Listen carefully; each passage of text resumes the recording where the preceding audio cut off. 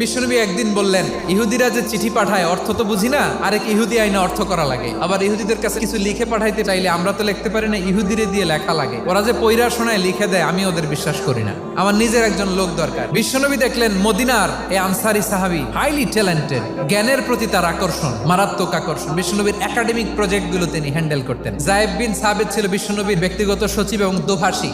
ইহুদিরা কিছু লিখে দিলে এটার অর্থ বিশ্বনবীরে বুঝায় দিতেন। আবার ইহুদিদের কাছে কিছু লিখতে হলে তিনি লিখে দিতেন। বিশ্বনবী এই যায়েদ বিন সাবিতকে চুজ করলেন ল্যাঙ্গুয়েজের জন্য।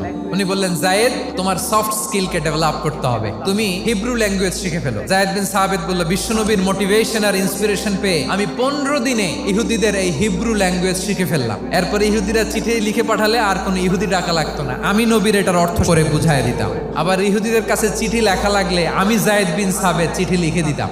বিশ্বনবী তাকে দায়িত্ব দিলেন, কোরআন যা নাজিল হয় তুমি লিখো, কাতিবুল ওয়াহি বানায় দিলেন। সুবহানাল্লাহ।